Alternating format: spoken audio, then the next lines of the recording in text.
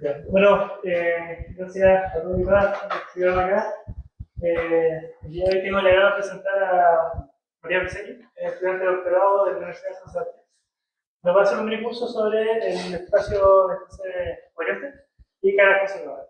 Un aplauso a Matías.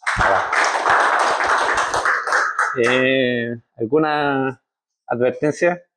A diferencia de los otros cursos, yo estoy aprendiendo todo esto, entonces más o menos, un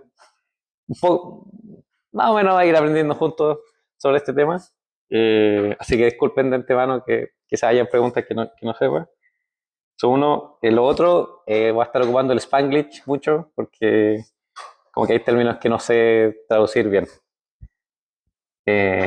Como por ejemplo eso, espacio de fase covariante, como que no suena igual. ¿Ya? Bueno, primero que nada,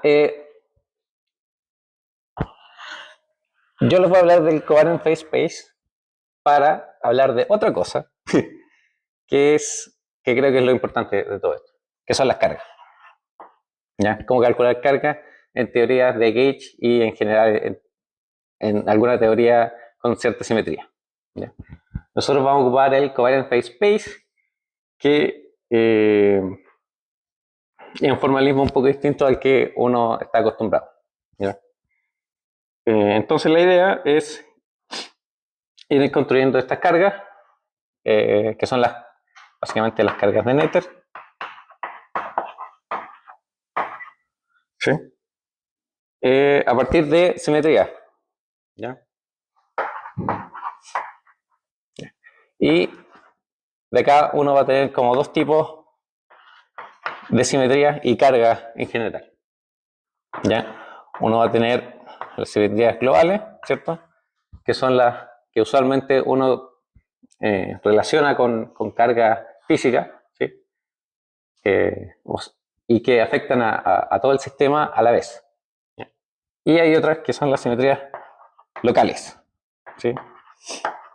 Que dependen del punto de X donde nos estamos parando.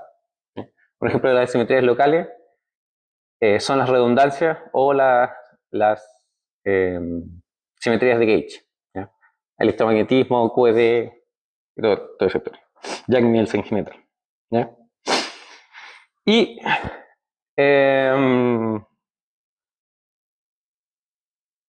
sí, un poco como para ir tirando la pelota un poco más adelante, nosotros luego vamos a ver, luego de definir las cargas, vamos a definir también cómo encontrar la simetría asintótica y cómo estas simetrías afectan las cargas. Cómo estas simetrías también te hacen moverte sobre el espacio de soluciones permitidas de un campo y cómo distintas soluciones tienen cargas distintas o no. ¿Ya? Y al final, ¿qué es lo que va a pasar? Que, por ejemplo, cuando tengamos que al moverte de una solución a otra, donde la diferencia de este Q, ¿cierto?, sea igual a 0, nosotros vamos a decir que la carga no cambia, entonces al final el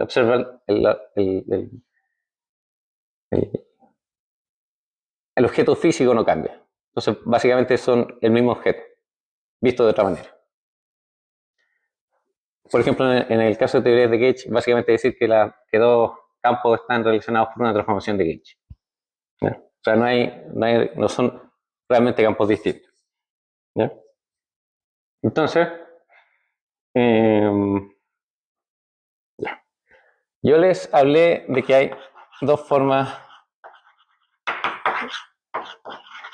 de estudiar esto.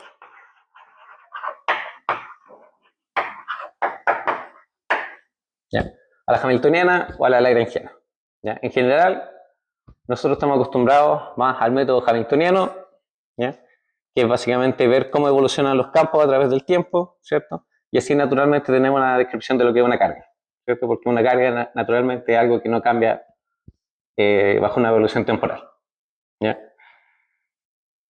Y bueno, el método hamiltoniano Al menos vimos lo básico, supongo, todo el mundo en mecánica clásica. Y la gracia, digamos, es que es bien robusto, funciona bien. El problema es que se pone complejo rápidamente, sobre todo en teorías de gauge y, por ejemplo, en el caso de gravedad, ¿ya? Donde, poco spoiler, el hamiltoniano queda igual a cero, ¿ya? Idénticamente. Entonces uno se queda como sin nada en las manos, ¿ya? Y uno tiene que ser al final cuidadoso.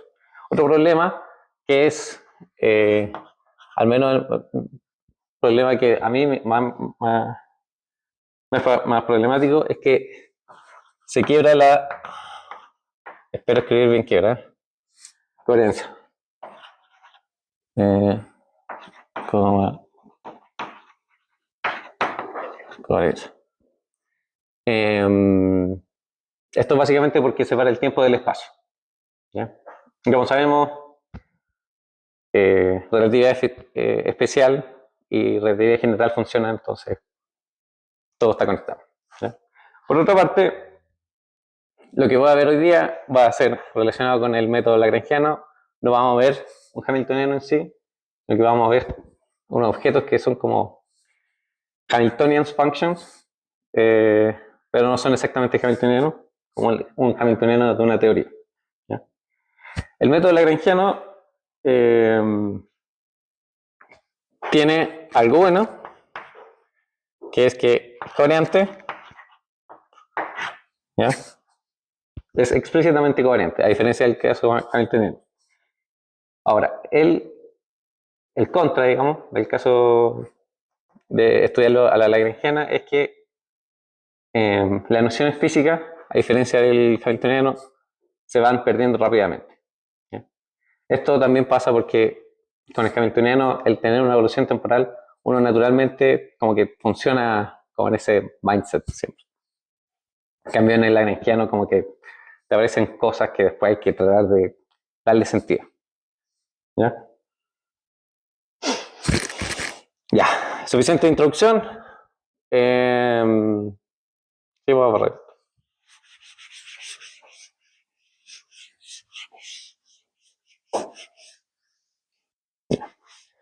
Yo voy a estar ocupando el lenguaje de formas para todo esto, para estas dos clases. Espero se sientan cómodos con la forma, ¿no? Entonces, vamos a ver formas en un manifold M, ¿ya? Manifold M, ¿a qué me refiero? En el espacio-tiempo, básicamente, ¿ya? Entonces, naturalmente, si uno tiene un manifold, uno puede definir el espacio tangente, ¿cierto? Puede definir vectores, ¿cierto? Que viven en este espacio tangente, y a su vez puede definir formas, ¿cierto? Una forma, por ejemplo, que toma vectores y los lleva a una cosa que le puso acá, sí, infinito, el, ¿ya? A todo esto, se me olvidó decirlo. Todo lo que voy a decir está en unas lectures de Luca Ciambelli.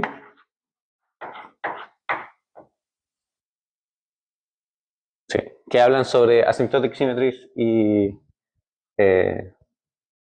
corners, ¿sí? Que, bueno, después los vamos a ver, ¿ya?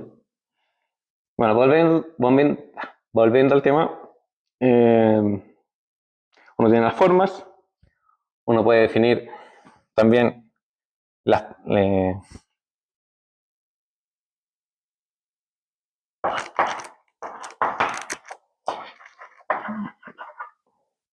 las p-formas, ¿cierto?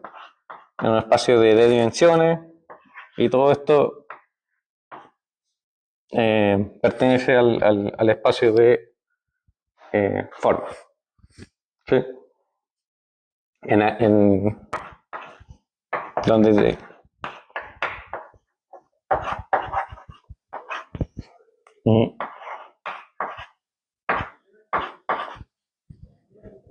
algo de ese estilo. ¿Ya? Y estas son las formas que normalmente uno ocupa, y nosotros vamos a ocupar también la noción de producto exterior, no, derivada exterior, que es TD, que básicamente te toma formas P y te la lleva a formas P más 1, ¿sí? Y, por ejemplo, cuando uno tiene algo de este estilo, con una 1 forma, por ejemplo, lo que hace este operador D es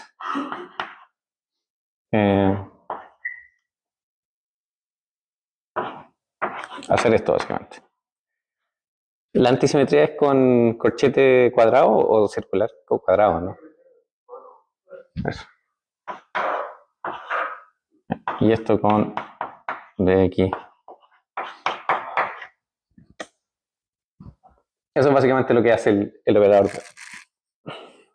A su vez, también vamos a tener el operador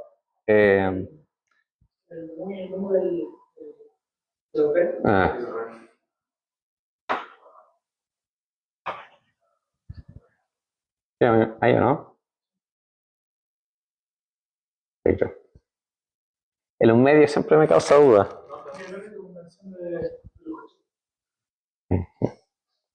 Bueno, y también está lo que se llama el producto interior. Sí. Que básicamente, por ejemplo, para una forma de esta manera, así, lo que hace es que dado un vector, lo proyecta de esta manera. ¿Sí?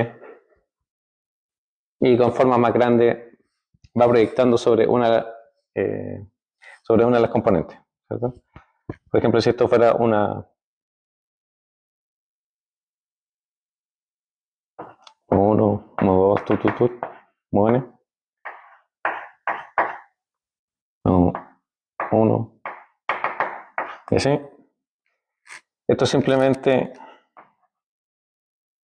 quedaría así, y después modo 2, modo 3, así.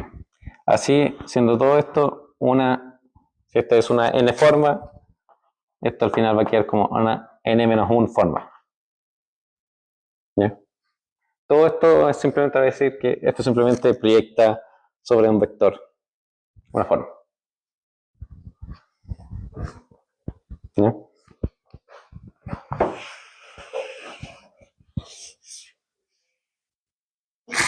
Ya.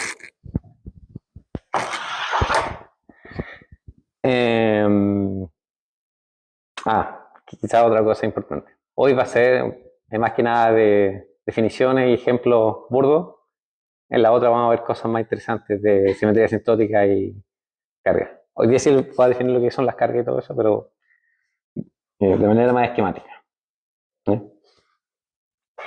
Y bueno, sí. Uno define también la derivada de Lie como algo así.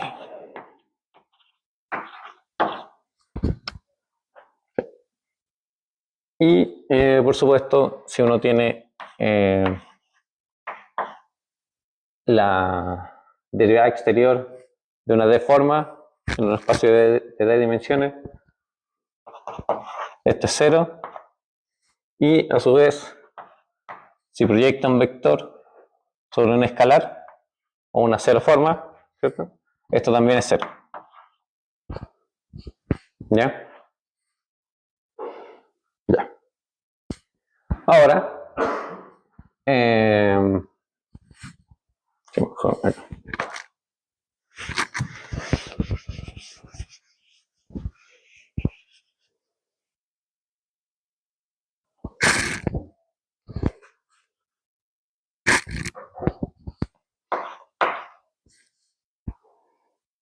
Ahora vamos a pasar a una cuestión que se llama cálculo variacional. Variacional.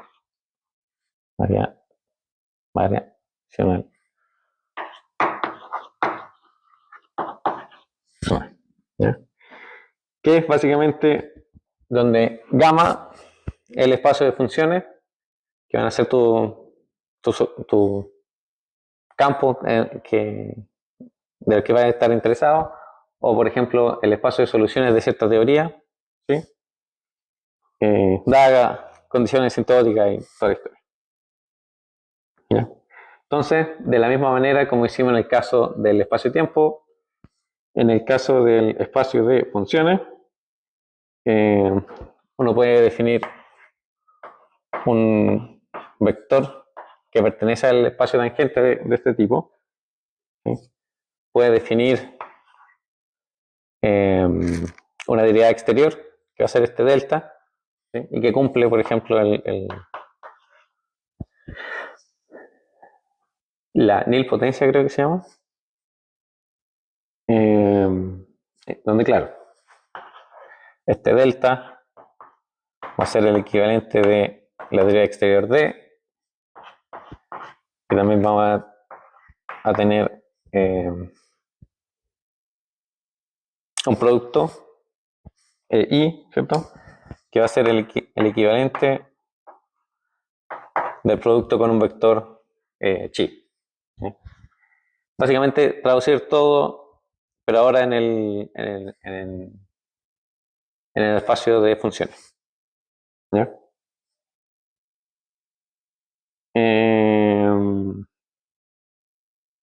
Ya. Quizás algo un poco más raro es que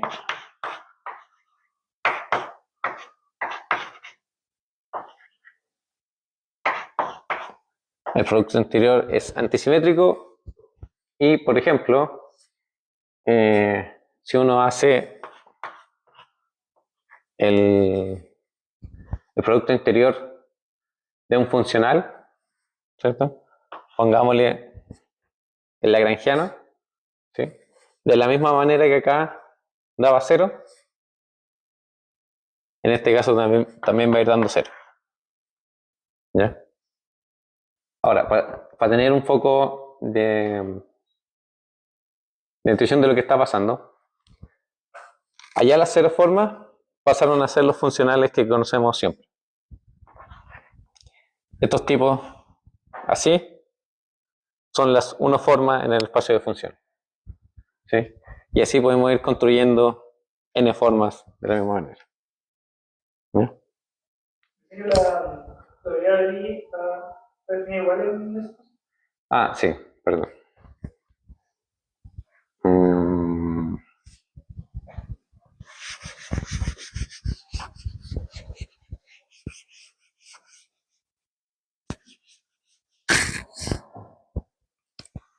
La teoría de Lie. Le voy a poner un par de vueltas más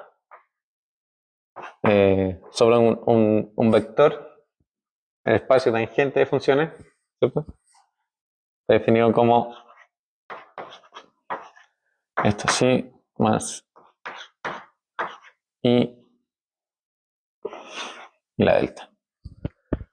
¿Sí?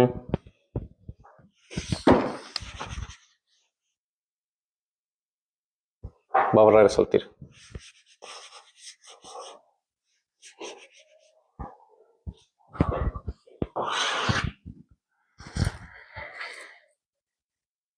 Y como un comentario, si por ejemplo uno tiene un vector en el espacio tangente del espacio-tiempo, ¿cierto?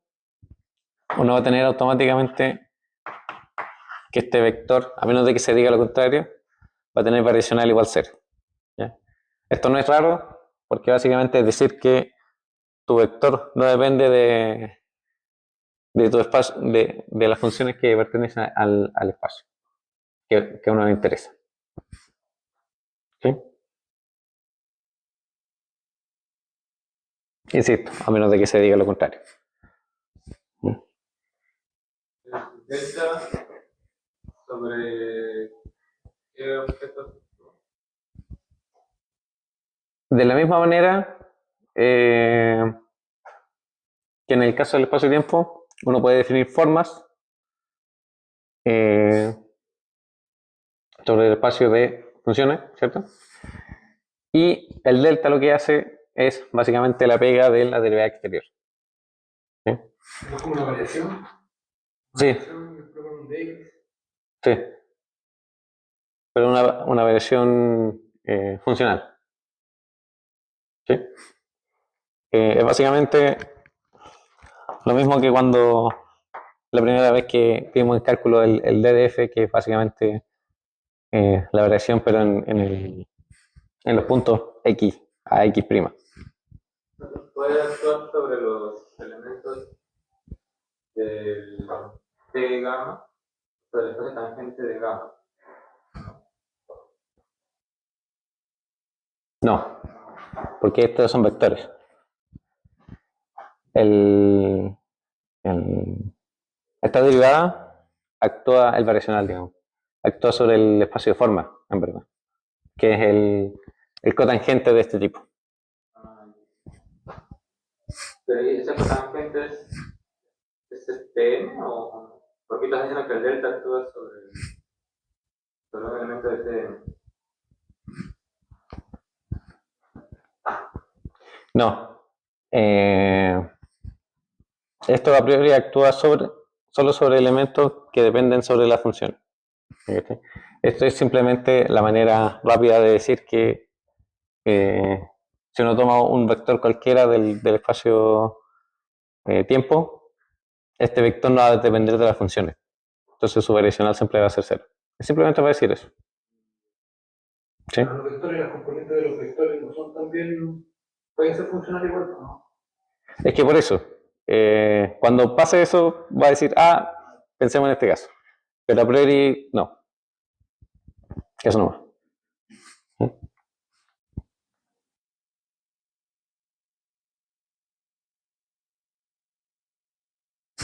Ya. Entonces vamos a ver la teoría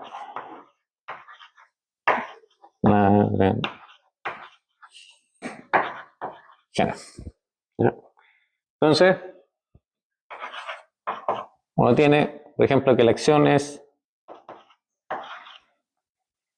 voy a escribirlo así de manera simplificada, ¿cierto? La acción es la integral sobre algún manifold M, ¿cierto? Del lagrangiano. Y el lagrangiano es un funcional, ¿cierto? Y vamos a decir que el lagrangiano es una D, cero forma. ¿Ya? Este coma simplemente es para separar el rango que tiene la forma en el espacio-tiempo, una D forma en el espacio-tiempo, pero es una cero forma en el espacio de función. ¿Ya? Ya. Entonces, por ejemplo, si uno le pega si quiere calcular las ecuaciones de movimiento a esto, esto es básicamente pegarle con un variacional. ¿Sí? Entonces, en general, uno va a tener que el variacional de L, esto van a ser las ecuaciones de movimiento, ¿cierto? Por el variacional de tu campo que está interesado, más un término de orden. ¿Sí? Donde va a ser súper pesado con esta cuestión de la forma y todo eso. Donde θ es un d-1 forma en el espacio-tiempo, ¿cierto? Porque d-1 aplicado con la derivada exterior del d y es una forma en el espacio de variacional de funciones. ¿Sí? Básicamente porque el lado derecho es una forma. ¿Sí?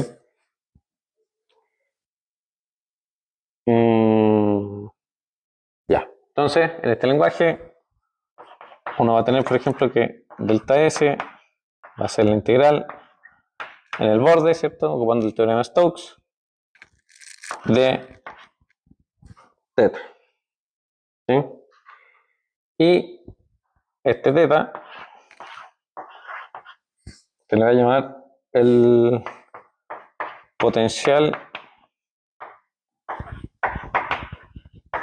presimpléctico.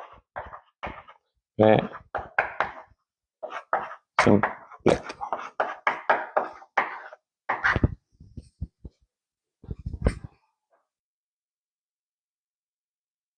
Ya. Y eso, ahí entraste ese, voy a, Sí, totalmente quería hacerme el cliente de sí, sí. Ahí, siempre cuando... Hola, Nico. Gracias. Siempre que ocupe un shell, voy a ir ocupando esta wedge ahí. Quizás se me vaya a escapar, así que por favor, díganme.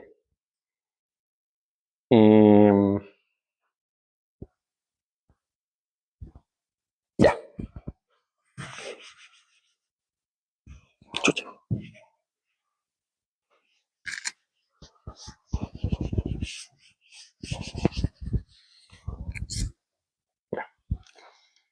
Entonces, también vamos a definir otra cosa que se llama omega, como el delta de teta,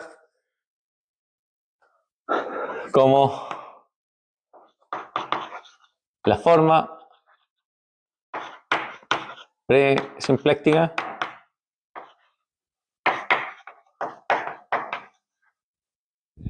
¿ya?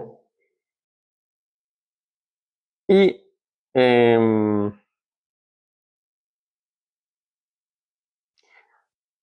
lo que nos va a interesar de este omega no va a ser el omega en sí.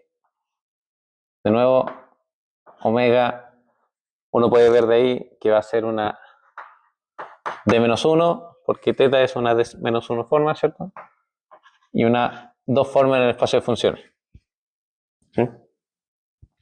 Y como decía, lo que no nos va a importar, no, lo que nos va a importar no va a ser el omega minúscula, no mayúscula, que va a ser simplemente la integral de este tipo. ¿Sí? Donde a su vez omega es una 0,2 forma. ¿Ya? Todos estos monos, que son puras definiciones y que no te quedan en la cabeza, van a servir después. ¿Ya? Básicamente, de acá es de donde nosotros vamos a sacar el corchete de Poisson. ¿Sí? Por eso es importante que sea una dos formas. ¿Sí? Va a tener dos componentes y el corchete de Poisson básicamente va a depender de cuáles son esas dos componentes. ¿Ya? Sigma mayúscula es tu parcial. ¿Cómo? ¿Cómo? ¿Qué? O sea, el espacio donde. Ah, perdón. Sí. Esto es parcial M.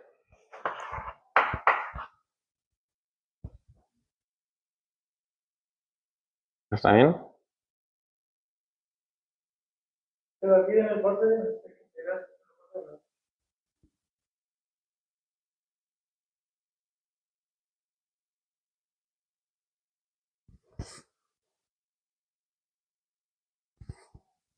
No. O sea, tú la primera parte bajaste el borde de M porque aplicaste el tour, pero solo funciona una forma, la derivada exterior. Sí. Ahí me preocupaba de la delta de M porque acá estaba viendo la acción. ¿Sí? En este caso, C es un sigma, donde este sigma es una superficie de Cauchy. ¿Sí?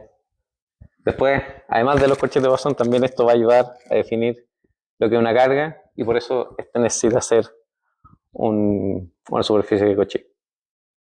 ¿Ya?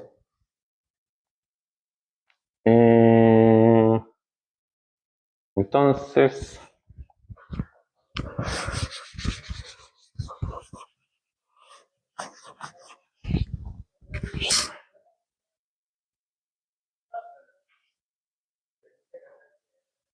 ya. Vamos a ir considerando algunos ejemplos, o sea, como ¿Alguna idea? Y vamos a ir sacando como ciertas propiedades. ¿Ya? Entonces, Ahí el sigma tiene dimensión de una sola. claro, esta es una superficie, sí, a tiempo constante, pongámoslo. O no necesariamente, pero tiene codimensión 1. Dos era la zona de... De las formas en el espacio de funciones. Esto va a ser básicamente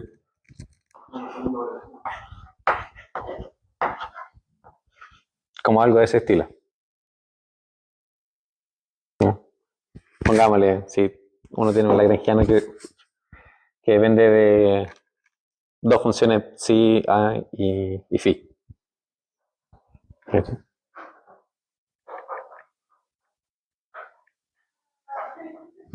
Ya, entonces, por ejemplo, si uno tiene que B es una simetría de omega, ¿sí? Entonces, naturalmente, uno pensaría que la derivada del I es igual a 0. ¿Sí? Eso básicamente lo que significa ser eh, totalmente simétrico. ¿Sí? Entonces, por ejemplo, de acá uno puede tener esto. Entonces, delta y omega y de omega b es igual a 0. ¿Sí? Omega era el delta de alguien, ¿cierto? Entonces, el delta cuadrado, este se va. Y de acá queda delta de IB de omega es igual a 0. ¿Sí? Ahora, acá viene algunos pasos que nunca entendí y que busqué en verdad dónde están y como que lo sumen nomás y como que le echan para adelante y después dicen, después como al final, dicen, quizás no debíamos haber hecho eso, pero bueno, lo voy a echar para adelante. Son, por ejemplo, entonces, asumir que la derivada del I del potencial presemplativo es igual a 0. ¿Sí? Esto va a implicar que tomamos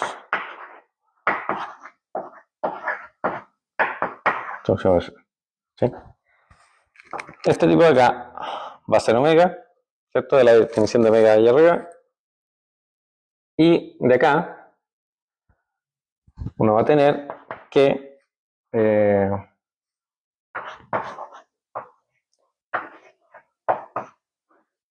I de omega es menos delta de I de teta.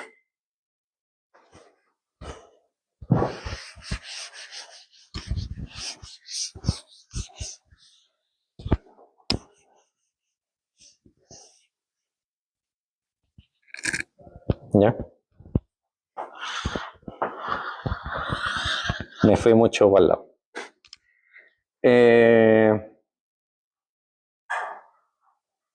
Sí. ¿Qué es esto? Esto concuerda justamente con lo que habíamos dicho acá, que B es una simetría de omega. ¿Ya? Porque justamente si uno reemplaza el producto interior de omega en la ecuación de arriba, va a quedar un delta cuadrado acá, y que eso sí es 0 siempre. ¿Ya? Y como ahora, de acá, pensando al revés, como esto igual a 0, encontramos que lo que está dentro es un delta de alguien. Vamos a decir que esto es menos delta de la corriente generada por el vector Bell en el espacio en funciones. ¿Sí? Esto después vamos a ver, no es nada más ni nada menos que la corriente de Noether que se conserva. ¿Ya? Cuando uno tiene una simetría. ¿Ya? Entonces, por ejemplo, al aplicar esto a omega ahora, que está allá, o sea, a omega mayúscula, el tipo.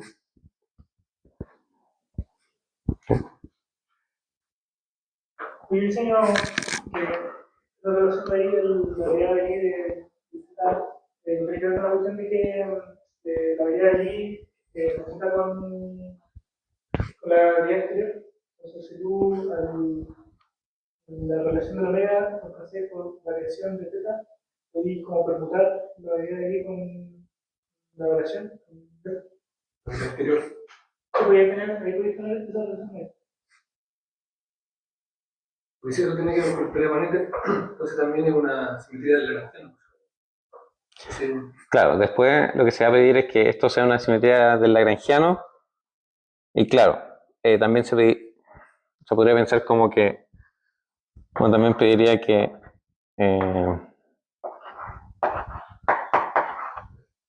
la derivada del I de la variación es 0. Y ahí aparecería el θ de nuevo.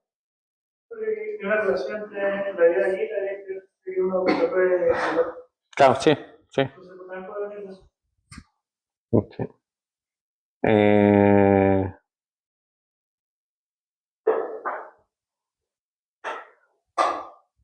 sí, suena razonable. Sí, yo creo que viene de ahí. Sí. Mi problema es que no estoy seguro. Pero sí.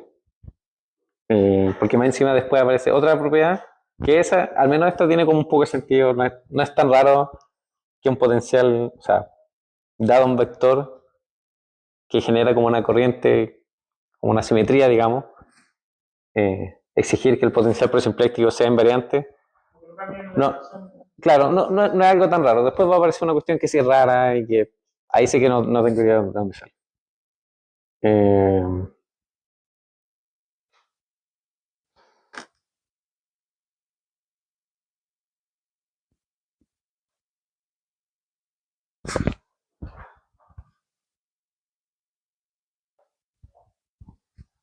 Y la derivada Ah, de sí. conjunta con delta, ¿cierto?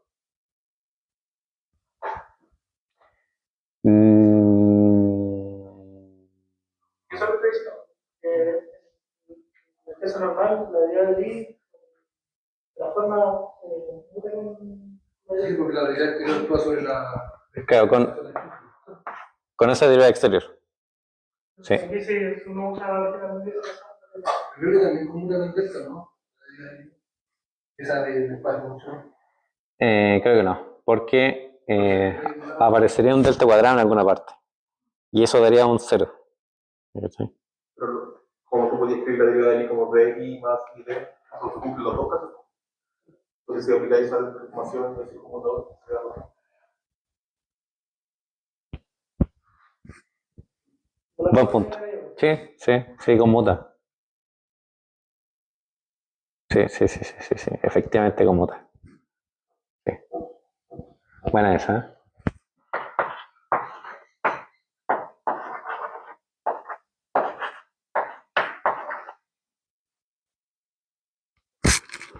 No tan.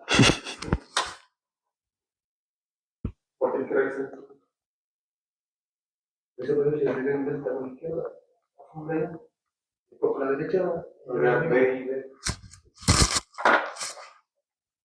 Ya.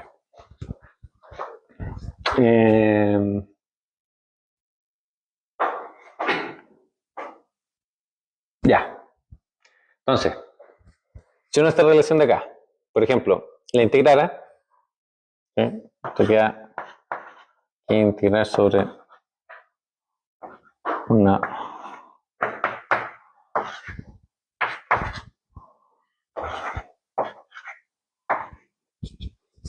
algo de ese estilo. Y estos tipos, como actúan sobre el espacio de funciones, salen fuera de la integral. ¿Sí? Esto va a quedar algo de este estilo. Entonces, menos delta con h sub b, donde h sub b es la integral en la superficie de Cauchy de esta corriente de net. ¿Ya?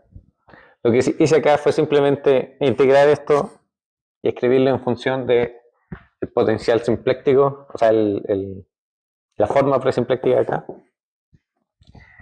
para así tener, hacer aparecer en verdad el H. ¿Ya? Donde se dice que un campo D que cumple esta relación se llama un Hamiltonian vector field. ¿Cómo se traduce eso? Eso.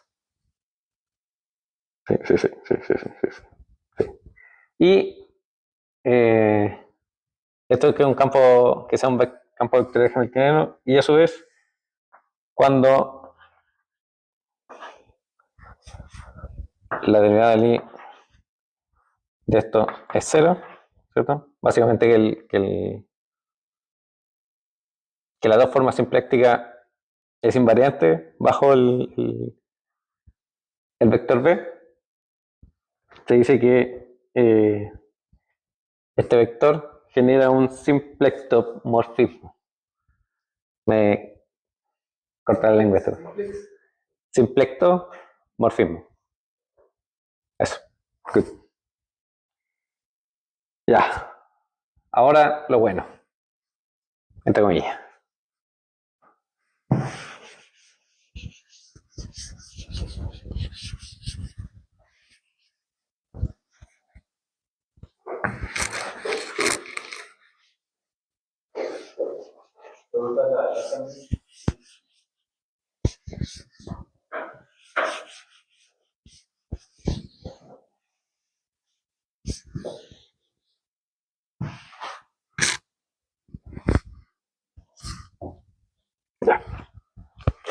Ya. Vamos a teorema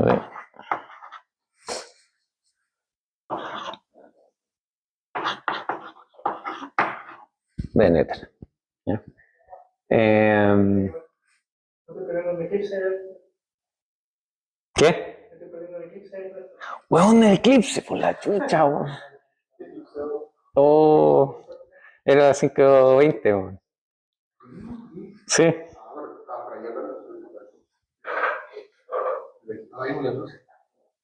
No, pero fue a las 5, weón. ¿Dónde? ¿Qué?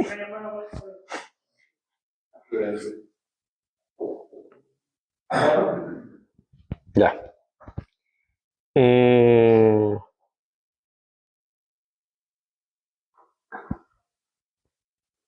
Ya. Primero, algunas propiedades.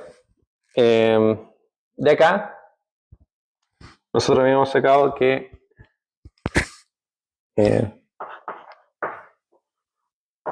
esto era menos delta, la corriente generada por D, y a su vez, nosotros habíamos sacado allá abajo que eso es también menos delta de I sobre teta.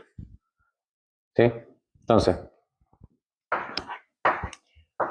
una propiedad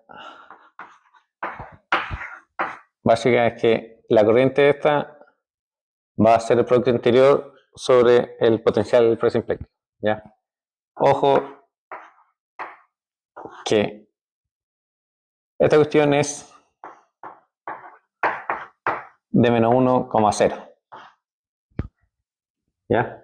Porque el teta era una forma en las funciones y con el producto interior se le baja un grado. Pero si también la forma de orden, ¿Sí? ¿no sería una de alguna forma? Pero que con el sería una de las dos, ¿no? pero es una D-1 en forma en el espacio y tiempo. Ya, bueno, en el paso tiempo te lo contrario. Sí, una D-1 en forma. Y en el espacio de funciones era una 1 forma. ¿Sí?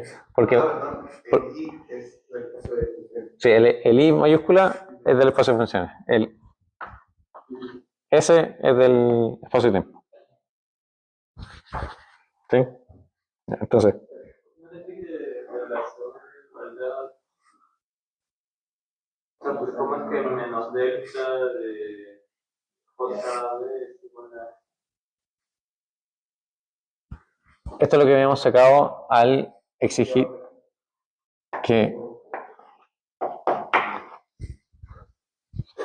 la derivada del I de potencial sea cero, que era lo que estaba acá abajo. Que sea asumimos. Sí.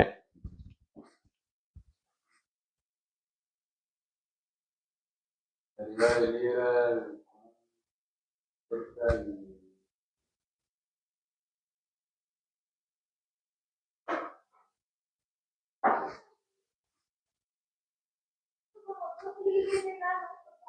Pero ahí no tiene... Lo que es mágico. Ah, chucha. Ya. Entonces, esto, ojo, es sin ecuaciones de movimiento. ¿Ya? Esto siempre, o sea, como una operación que no está exigiendo ecuaciones de movimiento. ¿Ya? Ahora, cuando uno hace la variación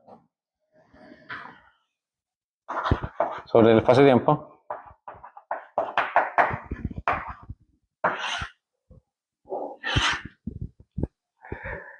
entonces uno asocia a un vector chi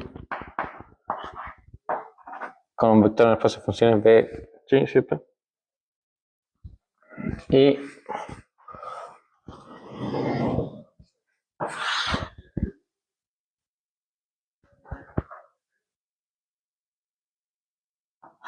uno puede obtener una relación parecida.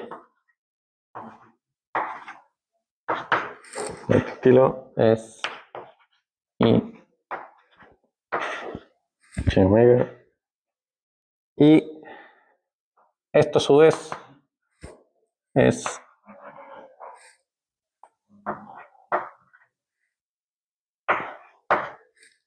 esto menos delta de I omega.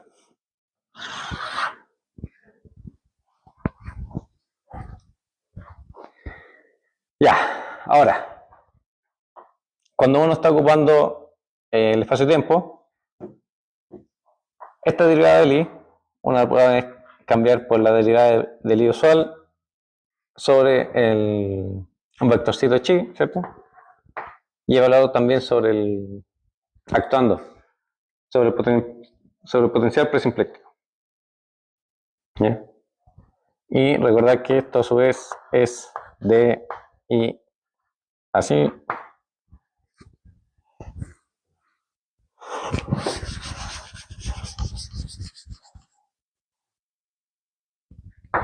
más de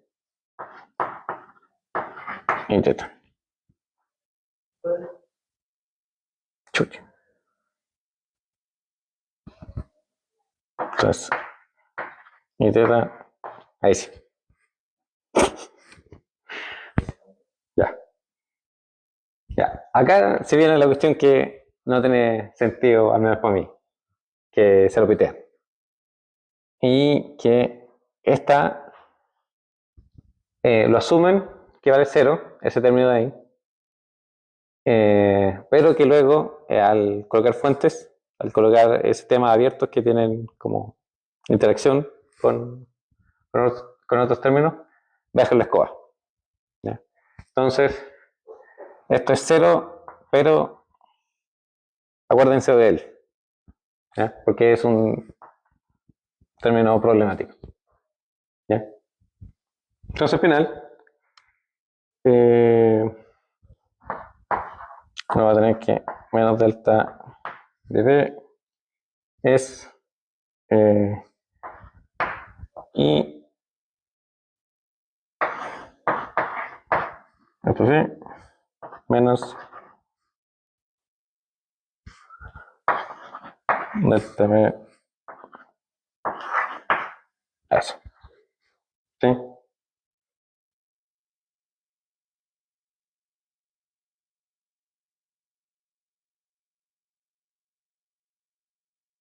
Ya. Donde esto en shell es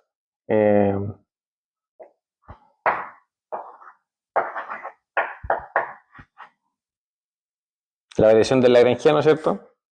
Porque esto era justamente la variación del lagrangiano en shell menos este mismo tipo, menos delta y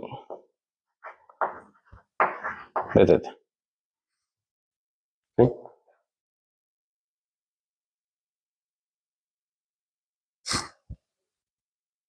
Ya. Entonces, como uno tiene puras deltas acá, uno lo que puede hacer es sacar las deltas y tener un resultado up to el delta de alguien. ¿Sí? Entonces al final lo que uno tiene es que esto es algo de este estilo menos ya. Y esto sí ocupa la equation of motion. ¿Ya? Ya. Entonces, ¿para qué ocupé, para qué hice esto? ¿Para qué calculé dos formas de tener la corriente de Noether? ¿Ya? Vamos a sacar dos teoremas de Noether. Uno para este y el otro para este otro. ¿Ya? La gracia es que de la misma manera que este no depende de las ecuaciones de movimiento, un teorema no va a depender de las ecuaciones de movimiento. ¿Sí? Y el otro sí. ¿Ya? Teóricamente, pues, Conchito madre. Esto es impresionante.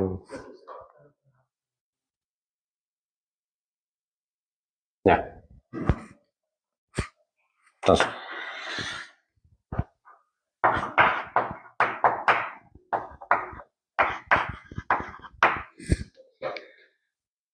El primer teorema es básicamente decir que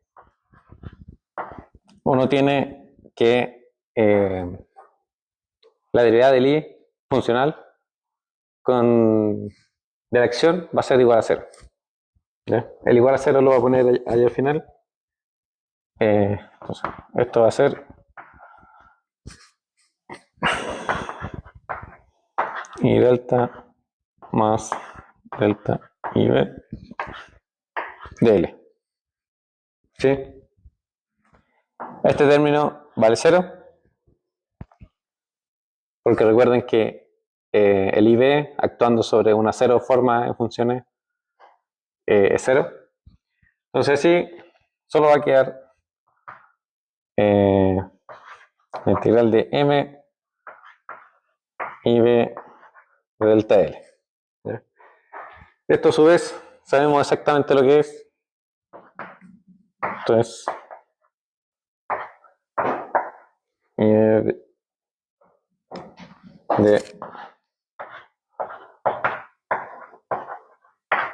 ecuaciones de movimiento con delta phi más esto. Hay dos, hay uno.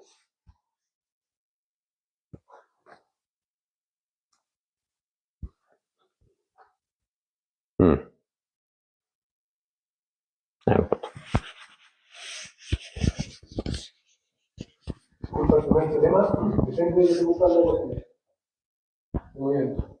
¿Cómo? El primer teorema depende de que se cumpla la ecuación. Hay una ecuación final, ¿vale o no? O sea, más o menos. Ahí lo voy a mostrar. Ya. Entonces, nosotros habíamos dicho que es justo lo que había borrado acá, que este JB era justamente ese tipo, ¿ya? Y ahora de vuelta allá, uno va a tener que este lado lo va a poner igual a 0, porque vamos a asumir que es una simetría. ¿Sí? Entonces vamos a tener que 0 y se va a simetría de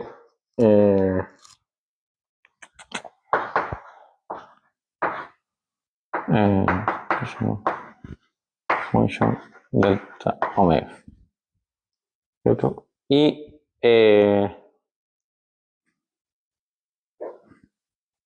claro. Y el producto interior, el IB, va a estar actuando con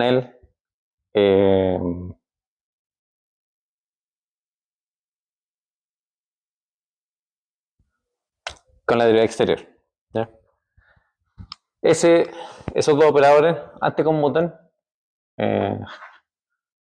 Esto con este se va a menos de veces. Esa propiedad es media rara, pero no es tan raro cuando uno piensa, como cuando calculó las ecuaciones de movimiento para campo, uno integraba por parte, que parecía un signo menos que uno no sabía de dónde pillarse. Ese es el signo menos. Y entonces uno va a tener que esto va a ser más de J. ¿Sí? Y esto va a ser igual a 0. Entonces, uno va a tener que dj es justamente menos IB, la ecuación de movimiento por el delta, ¿cierto? Que on shell son iguales a 0. ¿Sí? Y como son iguales a 0, on shell, y uno dice que el d de alguien es igual a 0, ¿sí?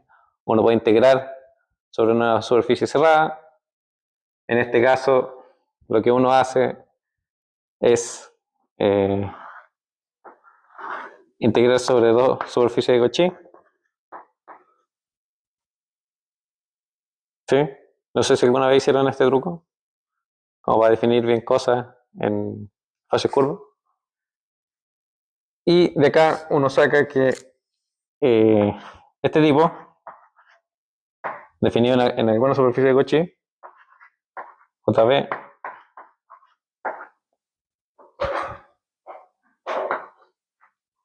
es justamente una cantidad conservada.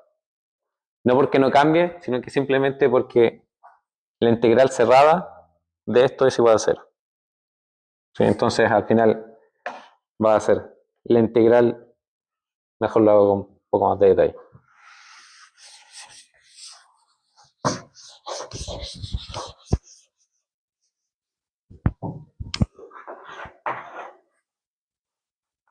La integral cerrada de JB es igual a 0, pero esta integral cerrada es justamente la integral de 1 JB menos la integral de 2 JB es igual a 0. ¿Sí? Y lo único que exigí de esto es que fueran superficies de Cauchy que en el infinito, digamos, se tocaran. ¿Sí? En ese sentido es conservado. ¿Sí? Y así, por ejemplo, nace la primera cantidad conservada.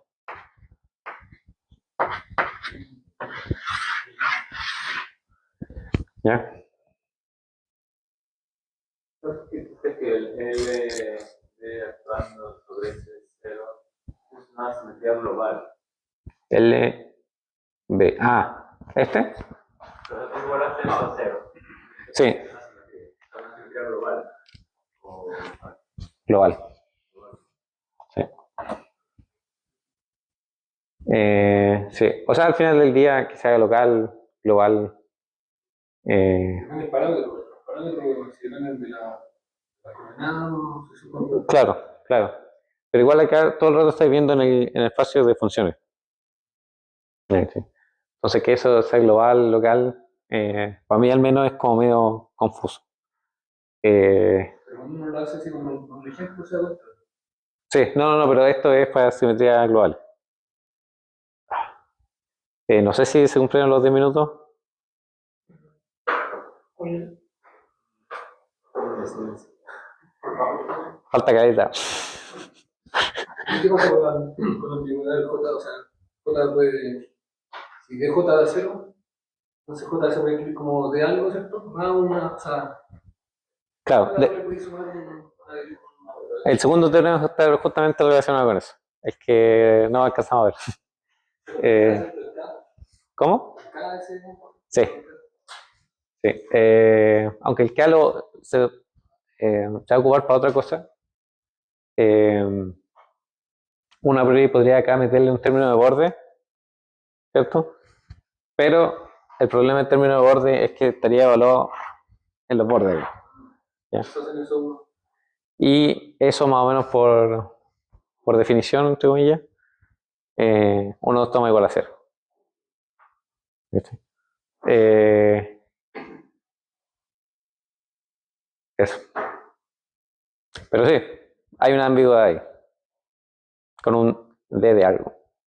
La superficie me imagino que no depende de esa ambigüedad, que se integra la carga. Sí, sí, porque al final, aún si metís un término extra, depende del borde, y todos tienen el mismo borde. ¿Viste?